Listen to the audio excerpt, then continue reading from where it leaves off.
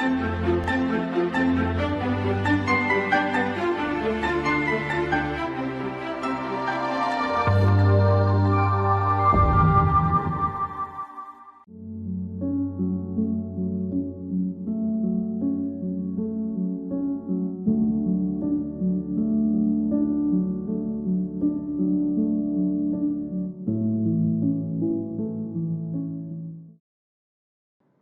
শিক্ষার্থী, আজকের আলোচনার বিষয় চর্যাপদ, সেখানে প্রতিফলিত সমাজচিত্র। আমরা জেনেছি আনুমানিক অষ্টম থেকে দ্বাদশ শতক পাল রাজাদের যে সময়, সেই সময় চর্যা রচিত হয়েছিল।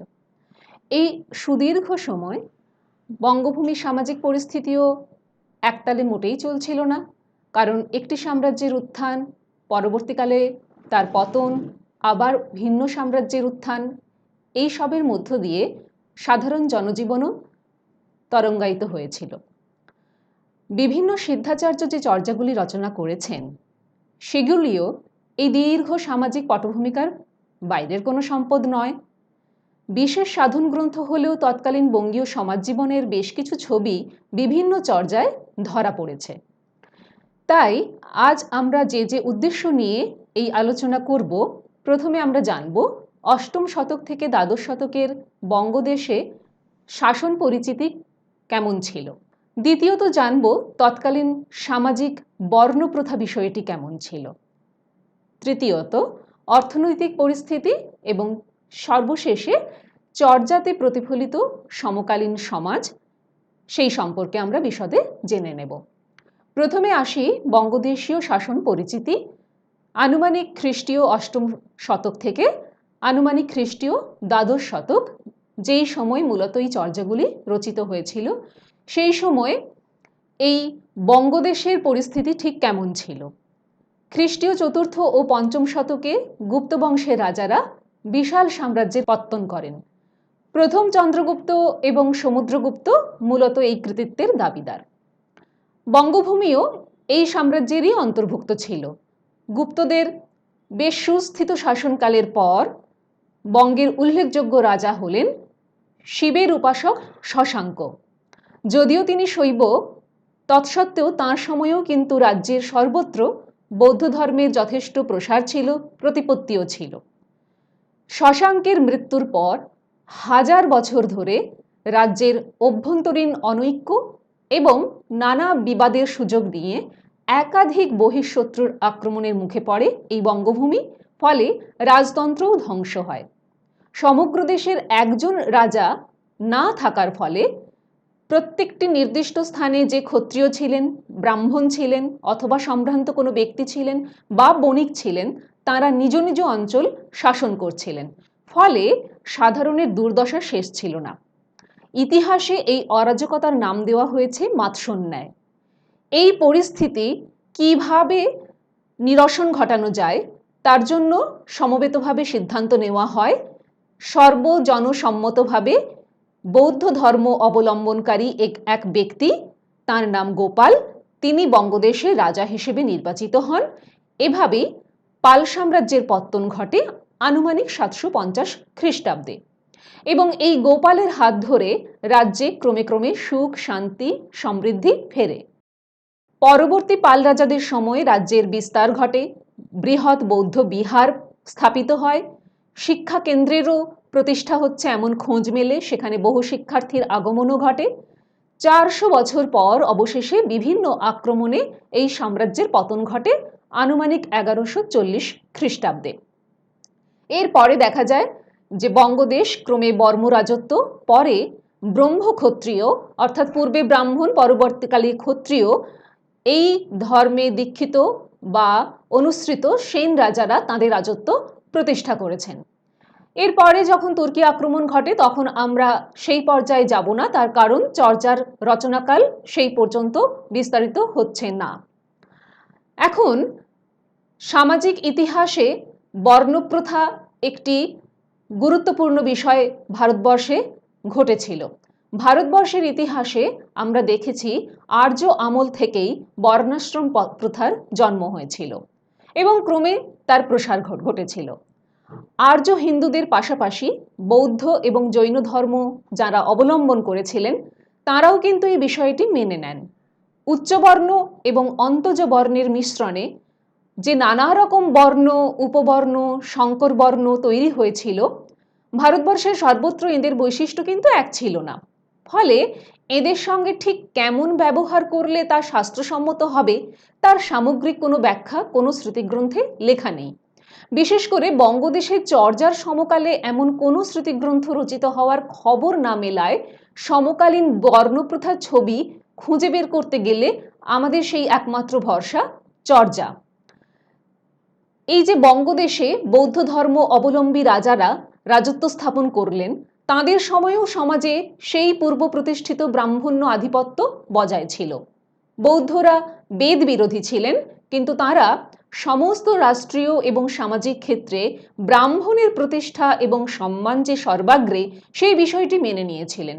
মাৎসন্যায়ের পর গোপাল যখন রাজা হলেন তখন তিনি নিজেও ব্রাহ্মণ অনুরক্ত ছিলেন এমন খবর মেলে, এবং পরবর্তী পাল রাজাদের অনেকেই ব্রাহ্মণকে যে ভূমিদান করেছেন তার লিপিভুক্ত প্রমাণ পাওয়া গিয়েছে। এরকম তথ্যও মেলে যে বৌদ্ধরাও সামাজিক বিষয়ে মনুর অনুশাসন মেনে চলতেন। আর যারা গৃহী বৌদ্ধ তারা সাংসারিক ক্রিয়াকর্মে প্রচলিত ব্রাহ্মণ্য শাসন ও বিধি মেনে চলতেন, কারণ বৌদ্ধরা নিজস্ব সমাজবিধি বলে কিছু তৈরি করেননি। বৌদ্ধ আচার্যদের মতে এই সময়কালেই সম্ভবত মহাযানী বৌদ্ধ ধর্মে ক্রমে নতুন নতুন ধর্ম অনুষ্ঠান, পূজা প্রকরণ এ সমস্ত দেখা দেয়। ফলে বৌদ্ধ ধর্ম এবং ব্রাহ্মণ্য ধর্মের মধ্যে কিছুটা প্রভেদ মুছে যায়। নবম দশম শতকে রচিত বিভিন্ন স্মৃতিগ্রন্থ এবং সেন বর্মন রাজত্বের বিবরণ থেকে জানা যাচ্ছে সমগ্র সমাজে মোটামুটি তিনটি বৃহৎ স্তর ছিল। সবার উপরে ব্রাহ্মণ, আর মাঝে অগণিত শূদ্র স্তরের সাধারণ মানুষ, আর সর্বনিম্নে এই যে চতুর্বর্ণ প্রথা ছিল সেই বর্ণাশ্রমের বাইরের অন্তজ ও ম্লেচ্ছ যারা সমস্ত সামাজিক অধিকার এবং মানবিক মর্যাদাচ্যুত মানুষ ছিলেন তাদের পাওয়া গিয়েছে।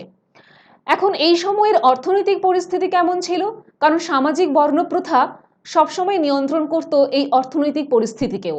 ব্রাহ্মণরা দেখা যাচ্ছে অন্যদের থেকে ভূমি পাচ্ছেন, অর্থ পাচ্ছেন, গ্রাম পাচ্ছেন, এসব তারা দান হিসেবে পাচ্ছেন, এবং তাদের প্রতিপত্তি স্বভাবতই বেশি ছিল, আর ধন উৎপাদনে তাদের কোনো ভূমিকাই ছিল না।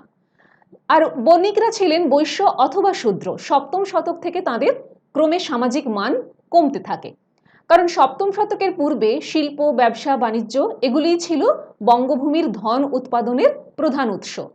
অষ্টম শতক থেকে যখন কৃষি নির্ভরতা বাড়তে শুরু করে তখন ধন উৎপাদন ও বন্টনের ক্ষেত্রে বণিকদেরও আধিপত্য কমতে থাকে। আর সমাজের নিম্নতম অন্তজ নামধারী যে শ্রেণী ছিলেন তাদের ছিল চূড়ান্ত অভাব, নিঃস্বতা এবং শোষণে ভরা জীবন। কারণ কৃষি এবং কুটির শিল্প ছিল তাদের অবলম্বন ঠিকই, কিন্তু রাজাকে দ্রব্যের এবং শস্যের কর দেওয়ার জন্য, সমাজপতিদের অন্ধ বিধান মানার জন্য অন্তজ বাঙালিরা ভূমিহীন, অর্থহীন, সম্বলহীন এবং সম্মানহীন হয়ে পড়েছিলেন। আমরা সদুক্তি কর্ণামৃতে এবং প্রাকৃত পৈঙ্গল থেকে এই সময়ের দরিদ্র বাঙালির করুণ ছবিও পেয়েছি। এবারে আমরা আসব চর্যাতে সমকালীন সমাজ কিভাবে প্রতিফলিত হয়েছে। উচ্চশ্রেণীর কথা প্রায় নেই বললেই চলে। তাহলে কাদের কথা আছে? আছে অতি সাধারণ মানুষের প্রাত্যহিক জীবন, দৈনন্দিন আচরণ, তাদের চূড়ান্ত অভাব, নিঃস্বতা এবং শোষণে ভরা জীবনের ছবি। আমরা যে টালত মোর ঘর নাহি পড় বেশি, হাড়িত ভাত নাহি নীতি আবেশি, বেগ সংসার বড়হিল যা দুহিল দুধুকি বন্টে সামায়, এই যে ৩৩ নং চর্যা পড়েছি সেখানে আমরা দেখেছি যে তাদের হাঁড়িতে ভাত নেই, নিত্যই তারা ক্ষুধার্ত থাকছেন। এদিকে ব্যাঙের মতো সংসার বেড়েই চলেছে। নিম্ন বনাম উচ্চ শ্রেণীর একটা বিবাদ সামাজিক জীবনে কিন্তু চরমভাবে প্রকাশিত। দেখা যাচ্ছে নিম্ন শ্রেণীর মানুষেরা যে প্রাত্যহিক কর্ম করছেন তার মধ্যে দাবা খেলা, শিকার, মাছ ধরা, নৌকা বাওয়া, তুলো ধোনা, চাঙারি বোনা, দেশজ মদ্য পান করে মাতাল হওয়া, বনে বনে আহার্য সংগ্রহ করা, এগুলোই তাদের জীবনে প্রত্যেক দিনের আচার্য বিষয়। কারা আসছেন এই জীবন যাপন করছেন? ডোম, শবর, নিষাদ এসব মানুষেরাই অধিকাংশ চর্যায় এসেছেন। নগর বাহিরি রে ডম্বি তহরি কৌড়িয়া, ছই ছই যাহ সো ব্রাহ্ম নারী আ। ব্রাহ্মণদের এই সময়ে এই সিদ্ধাচার্যরা কেমন চোখে দেখছেন তার প্রমাণ আছে এই চর্যাতে। বলা হচ্ছে, ওহে ডমনি, গ্রামের বাইরে তোর কুঁড়ে ঘর, তোর সঙ্গলাভের কামনায় ন্যাড়া ব্রাহ্মণ তোর কুঁড়ের পাশে ঘুরে বেড়ায়। বাহ্য আচার আর নিয়ম সর্বস্বতায় আবদ্ধ ব্রাহ্মণ সে কিন্তু ওই নগরের বাইরে থাকা যে ডমনি তার সঙ্গলাভের কামনা করছেন, ফলে ব্রাহ্মণকে এখানে শ্লেষ প্রদর্শক শব্দ ব্রাহ্ম নারিয়া বলে সম্বোধন করা হচ্ছে। আবার 34 নং চর্যায় পাওয়া যাচ্ছে ব্রাহ্মণরা স্নান করে শুদ্ধ হয়ে মন্ত্রতন্ত্র পাঠ করে দীপ জেলে নৈবেদ্য সাজিয়ে ধ্যান করছেন। তাই তাদের ব্যঙ্গ করা হয়েছে, কিন্তু মন্তে কিন্তু তন্তে কিন্তু রে ঝানো বখানে। ঝানো হচ্ছে ধ্যান এবং বখানে শাস্ত্র ব্যাখ্যা করছেন। আমরা এই সমাজে পাচ্ছি গরুর প্রসঙ্গ নানাভাবে এসেছে। বঙ্গদেশে গাই গরু বা বলদ গরু কৃষি সম্পর্কে এসেছে এবং একাধিক চর্যায় দেখা যাচ্ছে যে গরুর থেকে দুধ দহন করা হচ্ছে বিশেষ পাত্রে, দিনে 3 বার গরু দহন করা হচ্ছে, দুধ থেকে যে মাখন হয় সেই কথা বাঙালির জানা আছে। এবং গরু সংক্রান্ত প্রবাদ সরহ ভনন্তি বর সুনো গোহালি কি মো দুঠো বলন্দে। 39 নং চর্যায় বলা হচ্ছে, সরহপাদ বলছেন দুষ্ট গরুর থেকে শূন্য গোয়াল অনেক ভালো। দেখা যাচ্ছে এদের যে দৈনন্দিন আহার্য গ্রহণ তার মধ্যে মাংস একটি বিশেষ স্থান অধিকার করে আছে, বিশেষত হরিণের মাংসের কথা অনেক চর্যাতেই এসেছে। সেই জন্যই সম্ভবত অপনা মাংসে হরিণা বৈরী 6 নং চর্যায় এরকম একটি উদ্ধৃতি এসেছে। চারিদিক থেকে জাল দিয়ে বন ঘিরে হাঁক পারতে পারতে শিকারীরা যে হরিণ শিকার করতেন 6 নং চর্যায় এরকম একটি প্রসঙ্গ এসেছে। এবার চারিদিক থেকে ব্যাধ ঘিরে ফেলেছে, বনে ভীত সন্ত্রস্ত হরিণের একটি সুন্দর ছবি আঁকা হয়েছে 6 নং চর্যায়। তিন ন ছুপ ই হরিণা পিব ই ন পানি। হরিণ তৃণ স্পর্শ করছে না, জল পান করছে না। হরিণা হরিণীর নীল ও ন জানি। হরিণ হরিণীর আবাস কোথায় জানে না। হরিণী বলো ও শুনো হরিণা তো। হরিণী বলছে, শোন তুই হরিণ, এই বন ছেড়ে দূর দেশে চলে যা। তখন এ বন ছাড়ি হো হো ভান্ত তরঙ্গেতে হরিণারও খুর ও নদীশয়। ত্রস্ত হরিণের দ্রুত ছোটার সময় তার পায়ের খুর দেখা যাচ্ছে না। আহার্য দ্রব্যের মধ্যে এছাড়া রয়েছে বিভিন্ন খাদ্যশস্যের মধ্যে ধান, কারণ ধান থেকে ভাতের খবর আমরা পেয়েছি, হাঁড়িত ভাত নাহি। এবং ফলমূলের মধ্যে রয়েছে তেঁতুল, পান, কঙ্গুচিনা ফল, ধান জাতীয় অপর একটি শস্য যেখান থেকে তারা হাঁড়িয়া নামক মদ তৈরি করছেন। এবং পান খাচ্ছেন কর্পূর সহযোগে। লাউ একটি চেনা ফসল, কারণ চর্যার মধ্যে লাউ শব্দটিও এসেছে। এর পাশাপাশি শুন্ডিনীরা মদ তৈরি করছেন এবং সেই মদ খাওয়ার জন্য অনেকেই শুন্ডিনীর বাড়িতে উপস্থিত হচ্ছে, এরকম একটি বিবরণ আমরা দেখছি। একোষে শুন্ডিনী দুই ঘরে সান্ধ্য অ চি অন বাকল অ বারুণী বান্ধ অ। একটি চিকন বাকল দিয়ে শুন্ডিনী মদ চালনা করছে, অর্থাৎ মদ চালছে। সহজে থির করি বারুণী সান্ধ্য যে অজরামর হই দৃঢ় কান্ধ। স্থির হয়ে সে সেই মদ চালছে। দশমী দুয়ারত চিহ্ন দেখিয়া, সম্ভবত এই শুঁড়িদের নিজস্ব কোনো একটি বিশেষ চিহ্ন ছিল তাদের ঘরের দুয়ারে, সেই চিহ্ন দেখে যারা মদ্যপানে আগ্রহী তারা সেখানে উপস্থিত হতেন। এবং দেখা যাচ্ছে যে 64 ঘড়ায় মদ ঢালা হয়েছে, যে গ্রাহক সে সেখানে প্রবেশ করেছে এবং ঘরে ঢুকে মদের নেশার পর তার আর কোনো সাড়া নেই। এবং একটি ঘটি রয়েছে যার সরু নাল, পদকর্তা বলছেন স্থির হয়ে মদ চালো। 3 নং চর্যায় আমরা এরকম একটি বিবরণ পেয়েছি। এর পাশাপাশি আমরা আমোদ প্রমোদের উপাদান হিসেবে পেয়েছি দাবা খেলার ছবি। করুণা পিহারি খেলহু ন অবাল। ন অবাল শব্দটির অর্থ দাবা। সদ্গুরু বোহে তিচতল ভববল। ফিট উদুয়া মাদেশিরে ঠাকুরও। এই ঠাকুর শব্দটি বিদেশি শব্দ এবং দাবা খেলার যিনি রাজা সেই রাজাকে এখানে ঠাকুর বলে সম্বোধন করা হচ্ছে। বলা হচ্ছে রাজা মরলে দুটোই নষ্ট হলো, অর্থাৎ একদিকে যেমন সদ্গুরুর ভববল জিতলাম, প্রথমেই বোরের চাল দিলাম, তারপর গজ তুলে 5 জনকে ঘায়েল করলাম, মন্ত্রী দিয়ে রাজাকে ঠেকালাম। পদকর্তা বলছেন দান আমি ভালোই দিই, 64 কোঠা গুনে নেই। আমোদ প্রমোদের অপর উপাদান হিসেবে এসেছে নৃত্যগীতের ছবি। একশে পৌদুমা 64 পাখুড়ি তহি চৌড়ি নাচ অ ডুম্বি বাপুরি। একটি পদ্মের 64 পাপড়ি, তাতে চড়ে ডমনি নাচছে। এবং ডমনিরা যে নাচ গানে পারদর্শী ছিলেন তার প্রমাণ এই 10 নং চর্যার পদ। জাতি সংস্কার না মানা, সহজ জানি এবং কাপালিকেরা এই ডমনিদের সঙ্গিনী করছেন। 10 নং চর্যাতেই এরকম উদ্ধৃতি আছে।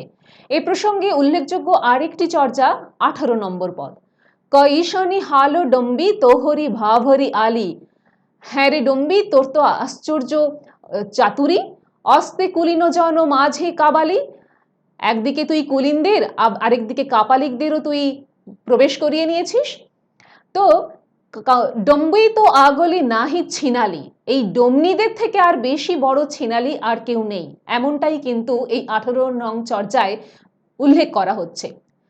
এই সময় যেসব জাতি এসেছেন তাদের পেশার মধ্যে নাচ করা, গান করা, বাদ্য বাজানো এবং অভিনয় করা এগুলির উল্লেখ পাওয়া গিয়েছে। নৃত্যগীতের সঙ্গে যে বাদ্যযন্ত্র ব্যবহারের ছবি এসেছে সেখানে বলা হচ্ছে সুজো লাউ শসি লাগেলি তান্তে। এই যে লাউয়ের খোলায় বাঁশের ডাঁটি লাগিয়ে তার সঙ্গে তন্ত্রী জুড়ে একরকম বীণার কথা এখানে এসেছে, হেরু ও বীণা। সেই বীণা থেকে কি করুণ সুর বাজছে 17 নং চর্যায় আমরা সেরকমই দেখছি। এবং নাচন্তি বাজিল গান্তি দেবী, বুদ্ধ নাটক বিষমাহয়ী। বুদ্ধের জীবন নিয়ে সম্ভবত নাটক রচনা হতো এবং সেই নাটক কিন্তু তারা অভিনয় করতেন এবং 17 নং চর্যায় গীতের সাহায্যে সেই অভিনয়ের প্রচলনের কথা আমরা পাচ্ছি। এর পাশাপাশি সাধারণ মানুষ তুলোধনার কাজ করছে। তুলোধনার ছবি যেমন এসেছে 26 নং চর্যায়। তুলা ধুনি ধুনি আশু রে আশু, আশু ধুনি ধুনি নিরবর সেসু।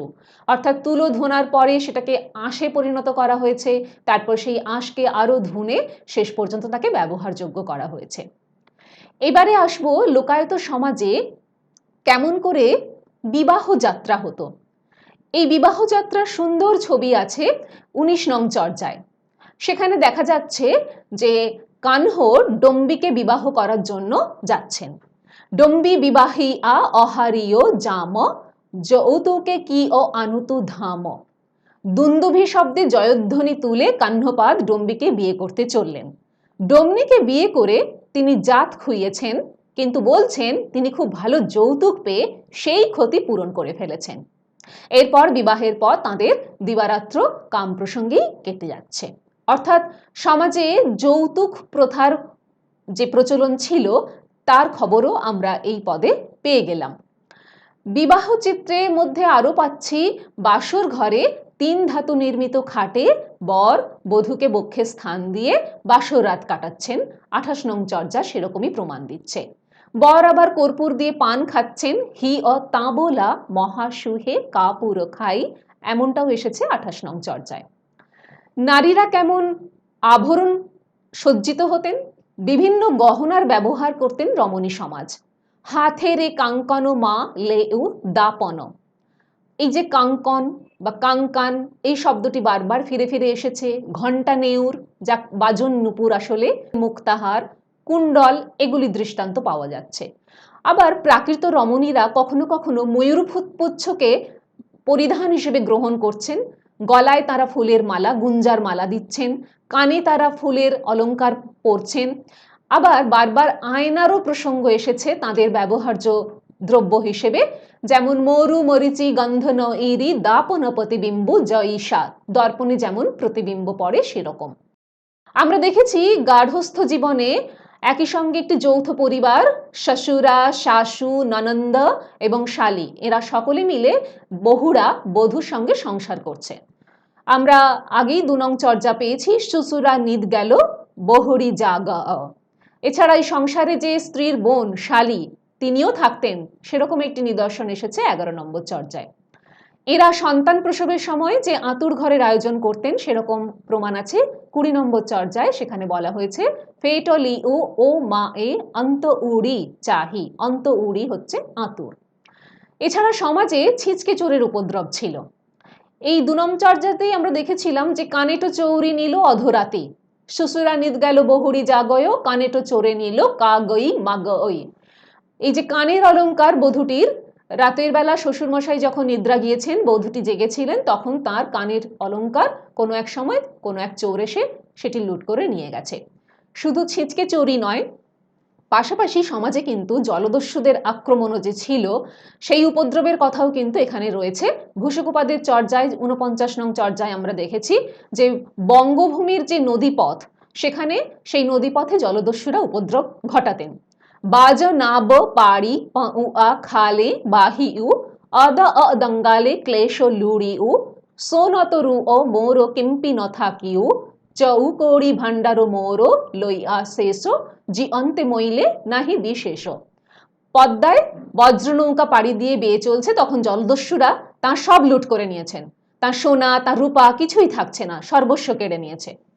এবং এই যে পথে ভয়, দস্যু আছে, চোর আছে, বাটত ভ খান্টবি বল আ, কিন্তু চোর ধরার জন্য যে কোটালও আছেন এরকম প্রমাণ পাওয়া যাচ্ছে দুসাধী শব্দে, যার অর্থ কোটাল, এসেছে ৩৩ নম্বর চর্যায়। এর পাশাপাশি আমরা দেখব তাদের ঘর বাড়ি কেমন ছিল, তাদের আসবাবপত্র, বাসনপত্র, তারা কি কি ব্যবহার করতেন, তার সামান্য কিছু অংশ এই চর্যাগুলিতে উঠে এসেছে। আমরা ৩ ধাতু নির্মিত খাটের কথা প্রায়শই পেয়েছি, আমরা হাঁড়িতো ভাত নাহি হাঁড়ির কথা পেয়েছি, পিটা পেয়েছি যেখানে দুধ দোয়া হয়, পিঁড়ি পেয়েছি যার উপরে তারা বসেন, ঘড়ুলি পেয়েছি এবং ঘড়ি বা ঘড়া পেয়েছি। এই পাত্রগুলির ব্যবহার যেমন এসেছে, তার পাশাপাশি তারা হাতিয়ার হিসেবে যে কুড়াড়ি, টাঙ্গি, কুড়াড়ি অর্থে কুঠার, নখলি, খন্তা, এগুলো পেয়েছি। এছাড়া ঘরে যে চাবিতালা লাগানো হতো, শাশু ঘরে ঘালি কঞ্চা তালো, ৪ নম্বর চর্যায় এরকমও পেয়েছি। এই যে নদীমাতৃক খাল, বিল, পুকুরে ভর্তি এই বঙ্গভূমি, সেখানে যে বিভিন্ন রকমের নৌকো ব্যবহার করা হতো, খেয়া পারাপার করার জন্য নৌকো ব্যবহার করা হতো, তার সঙ্গে সঙ্গে নৌযাত্রাও করা হতো, এরকম ছবি বিভিন্ন চর্যায় বারে বারে ফিরে ফিরে এসেছে। ভবন ই গহন গম্ভীরা বেগে বাহি দু আন্তে চিখিল মাঝে ন থাহি। ৫ নম্বর চর্যায় বলা হচ্ছে বেগে নদী বইছে, দুই তীরে কাদা, মাঝে কোনো থই পাওয়া যাচ্ছে না। সেখানে যেরকম নৌকোগুলো চলে তাদের নাম কখনো এসেছে নাবো, নাবি, নাবড়ি, ভেলা, বেনি। আর নৌকোর যে বিভিন্ন সাজ সরঞ্জাম, কেড়ুয়ালো, যেটির নাম কেড়ুয়ালো, তার অর্থ হচ্ছে দাঁড়। খুন্টি অর্থাৎ সীমা নির্দেশ করা হয় যে কাঠ দিয়ে। কাছি আমরা জানি নৌকো বাঁধার মোটা দড়ি। মাঙ্গ মাস্তুল। পিটা অর্থাৎ নৌকার ছই। দুখোল অর্থাৎ ২ খোল বিশিষ্ট নৌকো। পতবাল হাল। নাহি এটিরও অর্থ হাল। গুণ অর্থাৎ দড়ি, দাঁড়, সেঁউতি, পাল, পুলিন্দা অর্থাৎ মাস্তুল। হাল শব্দ তো এসেইছে। খুন্টি উপাড়ি মেলিলি কাচ্ছি, বাহত কামলি সদ্গুরু পুচ্ছি, মঙ্গত চড়হিলি চৌদিশ চাহ অ, কেড়ু আলো নাহি কে কি বাহবকে পার অ। খুঁটি উপড়ে কাছি মেলে দাও, কম্বল পাদো পদকর্তা, তুমি সদ্গুরুকে জিজ্ঞাসা করে নৌকা বেয়ে যাও। মাঝ নদীতে এসে চারিদিকে চেয়ে দেখো, দাঁড় না থাকলে কে নৌকা বাইতে পারে। নৌযাত্রার একটি সুন্দর বর্ণনা আছে ১৩ নম্বর চর্যা, যেটি কাহ্নপাদের রচিত, এবং ৩৮ নম্বর চর্যা, যেটি সরহপাদের লেখা। এই যে খেয়া পারাপার সম্পর্কিত বিভিন্ন ছবি নানা চর্যায় এসেছে, তার মধ্যে একটি হচ্ছে ১৪ নম্বর চর্যায় গঙ্গা যমুনা, গঙ্গা এবং যমুনার নদীর কথা এসেছে। গঙ্গা যমুনা মাঝে রে বহই নাই, গঙ্গার যমুনার মাঝে নৌকা বইছে। তাহি বুড়িলি মাতঙ্গী পইয়া লীলে পার করেই, সেখানে মাতঙ্গ কন্যা ডম্বি জলে ডুবে ডুবে খেয়া পারাপার করছে। বাহত ডম্বি বাহল ডম্বি বাটত ভইল উছারা, নাও ডম্বি নৌকা বাও বেয়ে চলো, সদ্গুরু পা পসা এ যাইব পুনু জিন উরা। পথেই তো দেরি হয়ে যাচ্ছে, পাঞ্চ কেড়ু আলো পড়ন্তে মাঙ্গে পিঠত কাচ্ছি বান্ধি, ৫টি দাঁড় পড়ছে পিঠে কাছি বাঁধা। গ ন দু খোলে সিঞ্চ উহু পানি ন পইসই সান্ধি, শূন্য সেউতিতে জল সেচে ফেলো, জল যেন নৌকার ভেতরে প্রবেশ করতে না পারে। এমনকি নদী পার করার সময় পারাপারের কড়ি আছে কিনা, যাত্রীরা কড়ি দিতে পারবেন কিনা, সেটা আগে থেকে জানার জন্য পাটনি যাত্রীদের বাটুয়া ও করণ্ড অর্থাৎ তাদের ছোটোখাটো ব্যাগ অথবা বস্ত্র এগুলো খুঁজে দেখতো সেই কড়ি আছে কিনা, তারও উল্লেখ আছে তারকপাদের চর্যায় ৩৭ নম্বর পদে। আমরা দেখব বর্ষায় যখন পথঘাট ডুবে যাচ্ছে অথবা খাল বিল নদী নালা এগুলো যখন পার করা যাচ্ছে না নৌকো দিয়ে, তখন বাঁশ বা কাঠের তৈরি সাঁকোর উল্লেখ করা আছে কিছু চর্যায়। যেমন পাচ্ছি, ধামার্থে চাটিল সংকম গড়ই পারগামিল ও নিভরতরই। যারা পারে যাবেন তারা কিন্তু সেই সাঁকোর উপরে নির্ভরশীল এবং চাটিলপাত দৃঢ়ভাবে সাঁকো বেঁধে দিয়েছেন। মোহতরু ফেড়ে অর্থাৎ গাছ কেটে কেটে সেই ডাল দিয়ে সাঁকোর পাটিগুলি জোড়া হয়েছে। আর অদ্বয় টাঙ্গি, যেটি দুটি নয় একটি টাঙ্গি দিয়ে সেটিকে আরো শক্তপোক্ত করা হয়েছে। আর বলা হচ্ছে সাঁকোতে চড়ার পর তুমি কিন্তু ডান দিক বা বাঁ দিক করো না, ঠিক মাঝামাঝি ভাবে যেও, যাতে সাঁকোটা নড়াচড়া না করে। তোমার গন্তব্য খুব সামনেই, দূরে যেতে হবে না। জলযানের পাশাপাশি আমরা দেখব স্থলযান কিছু উল্লেখ আছে। সেখানে রথের উল্লেখ আছে। জো রথে চড়িলা বাহবা ন যাই কুলে কুলে বুলই। 14 নং চর্যায় কি বলা হচ্ছে? যারা রথে চড়লো, নৌকা বাওয়া জানলো না, তারা কুলে কুলেই ঘুরে ফিরলো। এই রথ বেশিরভাগই গোযান ছিল, অর্থাৎ গরুর গাড়ির একটি আদি রূপ ছিল। স্থলযানের তুলনায় যে জলযানের কদর অনেক বেশি ছিল, এমনটাই কিন্তু আমরা চর্যার বিভিন্ন পদে পেয়ে থাকি। এছাড়া আমরা হাতির প্রসঙ্গ পাবো। প্রাচীন বঙ্গেই ছিল হাতি শিকার করার চল, হাতিকে বন থেকে শিকার করে এনে তাকে পোষ মানানোর চল। এবং কারো দৃঢ় বাখড় মড্ডি উ বিবিহ বি আপক বন্ধন তোড়ি উ কাহ্নু বিলস অ আশব মাতা সহজ নলিনী বন পৈশী নিবিতা। স্তম্ভে বাঁধা বন্য মত্ত হাতি যখন তাকে প্রথম শিকার করে নিয়ে আসা হয়েছে, স্তম্ভে বেঁধে দেওয়া হয়েছে, তখন সে ভীষণ মত্ত এবং সে বন্য। সে বাঁধন ছিঁড়ে খুঁটি ভেঙে পদ্মবনে প্রবেশ করেছে। কাহ্নপাদও নিজেকে সেই মত্ত হাতির সঙ্গে তুলনা করেছেন। এবং বিনাপাদের একটি চর্যায় পাওয়া যাচ্ছে বন্য হাতি ধরার আগে তাকে গান গেয়ে বশ করার চল ছিল।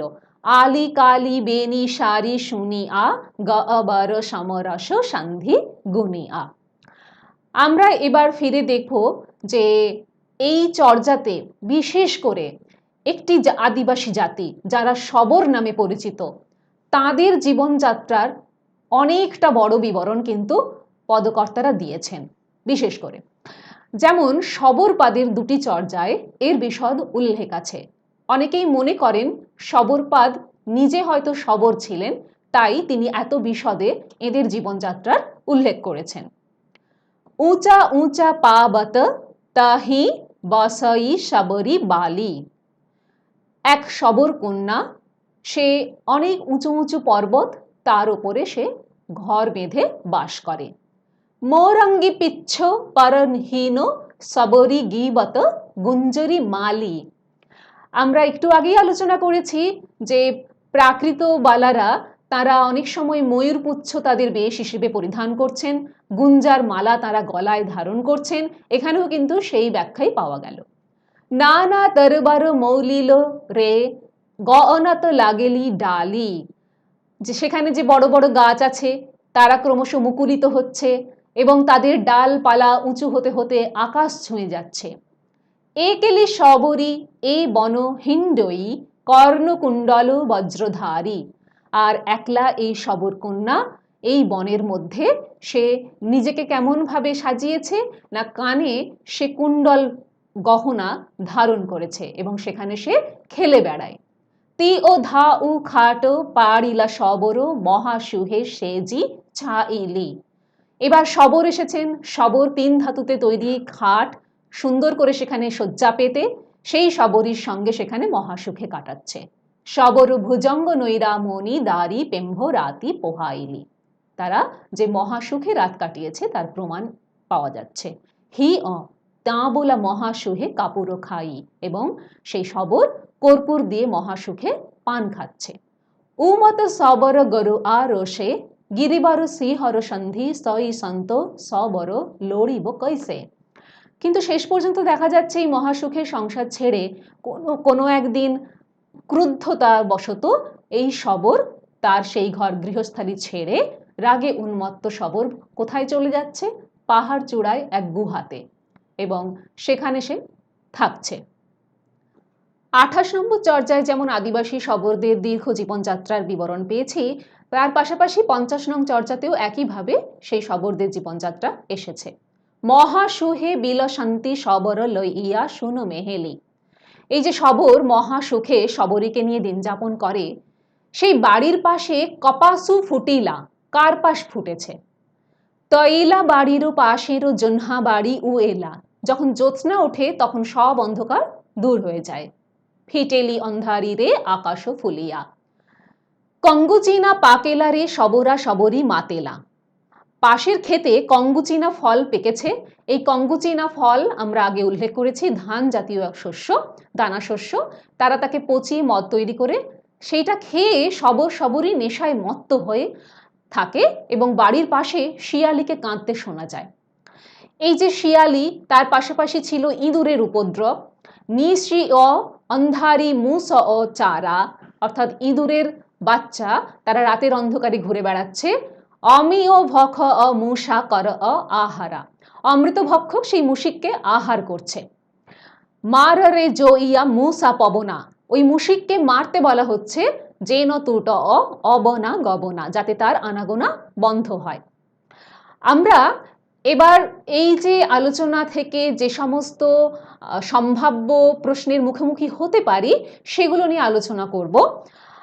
আমরা এইভাবে ভাবতে পারি, চর্যাপদের যে সমাজচিত্র, সেই সমাজচিত্রে কিভাবে সমকালীন বর্ণবিভাজন প্রথা উঠে এসেছে। আমরা দেখিয়েছি যে অনেক প্রাচীনকাল থেকেই ভারতবর্ষে আর্য সমাজে এই বর্ণ প্রথা ছিল। ব্রাহ্মণদের স্থান ছিল সর্বোচ্চে এবং ক্রমশ ক্ষত্রিয়, বৈশ্য, শূদ্র এবং এই চতুর্বর্ণ বিভাজনের বাইরেও আবার বেশ কিছু অন্তজ ম্লেচ্ছ শ্রেণীর মানুষ ছিলেন। এই যে এদের বিবরণ পাওয়া যাচ্ছে, সেই বিভাজন প্রথা থেকেই কিন্তু দেখা যাচ্ছে সমাজে তাদের অবস্থান, অর্থনৈতিক পরিস্থিতি, তাদের সামাজিক আচার আচরণে বিধিনিষেধ, তাদের জীবিকার সীমাবদ্ধতা, খাদ্যের সীমাবদ্ধতা, সমস্ত কিছুর একটি বিবরণ উঠে আসছে। অর্থাৎ বলা যায় যে সমাজে যদি বর্ণবিভাজন প্রথা এর কোনো অস্তিত্ব না থাকতো, তাহলে হয়তো চর্যা অন্যভাবে লেখা হতো। অর্থাৎ বর্ণবিভাজন প্রথা ছিল বলেই সমকালীন সমাজচিত্রে প্রতিটি জাতি, যারা নিম্ন জাতি, অস্পৃশ্য অন্তজ, যারা চর্যাপদে উঠে এসেছেন, তাদের জীবন কিভাবে নির্ণীত হয়েছে সেই প্রথা যদি আলোচনা না করা হয়, তাহলে সেই সমাজচিত্রকে আমরা পরিপূর্ণভাবে তুলে ধরতে পারবো না। তাই আমরা বর্ণবিভাজন প্রথা অবশ্যই আলোচনা করব এবং তার সঙ্গে কিভাবে এই অন্তজ শ্রেণী সীমাবদ্ধ ছিলেন, ফলে তারা কিভাবে সমাজে তাদের অস্তিত্বকে টিকিয়ে রেখেছিলেন, চর্যাতে সেগুলো কিভাবে পদকর্তারা তুলে এনেছেন, সে কথা আমরা বুঝতে পারব।